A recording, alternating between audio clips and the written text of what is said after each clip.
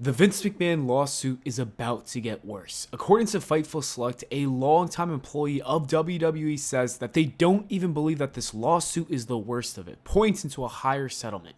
Other potential victims have been identified and contacted by attorneys and media outlets to see if they want to take action. When a breaking story like this comes out, it's usually the tip of the iceberg. We'll most likely learn about more details and other experiences. Fightful also reported this, saying at least one person spoke with claims that they know more people involved in the Vince McMahon and WWE allegations. Like I said, things are going to get worse. Considering that TKO is ready to clean house, I think there will be many people that will be fired and let go in the upcoming weeks and months. The Fightful report also says that no talent spoken to have had a wide talent meeting or claim they've been briefed on the situation at hand. Instead, the reactions that we're hearing is that it appears higher ups want to move on past Vince McMahon and put it in the rear view. Fightful spoke more about the situation and the Netflix deal they recently got. They said this: it is believed that TKO became very aware of this mess on their hands after the merger, and one source believes that they would have handled the rollout much differently had they been aware that something like this was imminent. However, they were very aware as of last week when Vince McMahon was present at the New York Stock Exchange regarding the Netflix deal. I don't think Ari Emanuel really knew what he was getting himself into when he first did the merger with WWE, knowing everything that happened behind the scenes, but the fact that he didn't know after and still brought Vince out at the New York Stock Exchange for that Netflix deal is kind of wild to think about. Anyways, Vince McMahon really screwed him over with this merger. I think the company can even potentially lose some deals if crazier information does come out. However, right now, Netflix is not taking away their offer. When asked about the Vince McMahon news, the Netflix chief content officer said that he's gone, and so it should not be a problem, I guess, but that's as of right now. We don't know how much worse this could all get. It could be so problematic that Netflix pulls the plug on the deal.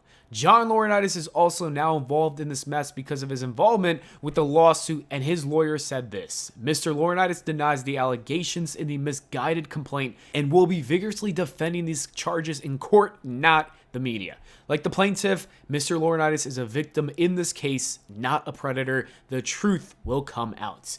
Things just keep getting crazier and crazier as the story unfolds. Fightful's report from today also mentioned some news on John Laurinaitis as well, and it said this: John Laurinaitis' attorney has reached out to several in the industry in what many believe is him trying to find allies or find out who has talked to who to help gauge his best options moving forward. It could potentially get even worse, with Fightful saying this. Earlier this week, longtime WWE employees had said that they personally expected Vince McMahon to be eventually charged because if the feds raided Vince and got his phone, they'll almost surely find something. This is an interesting point to make because the Wall Street Journal reported this earlier. Federal authorities have been investigating the allegations against Vince McMahon, according to people familiar with the investigation. As I previously stated, we've only seen the tip of the iceberg. A lot more is about to come out. McMahon being investigated by the feds could potentially lead to some arrests, and things are going to get wild. I think WWE is going to take a huge hit because of all this, and it's not going to look good. But I also think that this was very much needed. If we learn more details, this was needed to happen in order for justice for everybody involved. The Wall Street Journal report goes on into more detail, saying this: over the summer, federal agents executed a search warrant for Vince McMahon's phone and delivered a subpoena to him for documents related to any allegation against current or former WWE employees. The grand jury subpoena offers the first window into the investigation, which began in 2022. Wall Street Journal reported in 2022 that McMahon had made payouts to several women who accused him of misconduct while he was CEO, and that prosecutors were investigating the payouts. The subpoena also sought communications between McMahon and these women, including Grant. Grant and at least 4 of the women named in the grand jury subpoena had entered into settlement agreements with Vince McMahon over allegations of misconduct. Prosecutors have interviewed some of the women, the people said. We're going to have to wait and see what happens next, but it's not looking good for Vince McMahon or WWE's brand image. Speaking of their brand image, Shawn Michaels was actually asked about all this recently during NXT's media call, and this was his reply in the Vince McMahon situation. Well, so look, everyone is aware of the situation and understands it. Like I said, it's an incredibly sad situation. I can sit here and say it sucks, but we've always, again, and I mentioned it to all of you in the past, we take that very seriously. Look, I take all of the youth that come through here incredibly seriously because this is a tough line of work regardless of what's going on.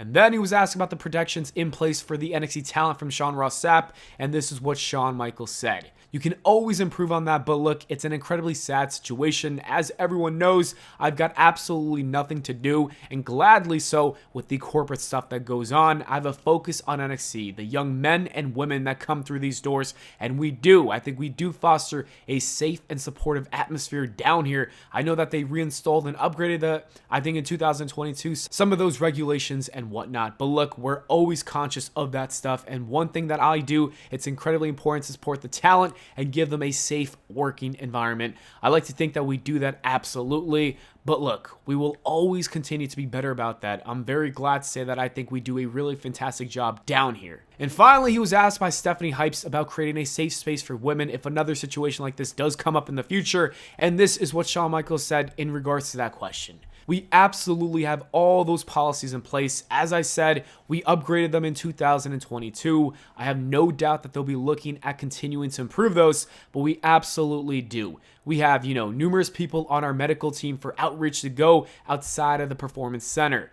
We do understand that I can look at a talent and my head writer and my coaches as they do. We can tell them to tell us the truth or express to us what's going on. But as you know, they may not feel comfortable in doing that. So we also provide help outside of here as well and have people that we can work with to get them in what we feel is a complete objective environment and not associated with the WWE or NXT in that respect. I think Shawn Michaels did a fine job at answering these uncomfortable questions. The WWE has to really work on ensuring that these women will be safe in the company. Not just women, everybody, all right? We got to make sure that that is the number one key, and I'm glad that everyone at TKO and WWE are working on doing that. And finally, there has been an update on Brock Lesnar and his status with the WWE. According to Shawn Ross Sapp from Fightful, Brock Lesnar has been removed from WWE's creative plans and will no longer be at Elimination Chamber or even at WrestleMania in Philly. Then PW Insider reported this as well. They said that WWE Shop has placed 99% of all merchandise related to Brock Lesnar on a discount sale, which pretty much means that they're trying to get rid of all the merch. They're going to sell it all, so then he's gone. And going forward, Lesnar's off the table from all creative pitches. The Wrestling Observer newsletter gave their opinion on if they think Brock Lesnar will return in the future, and they said this: there are no plans at this time to use Brock Lesnar. Given his star power though, saying this is forever is probably foolish, but it's likely not going to be anytime soon.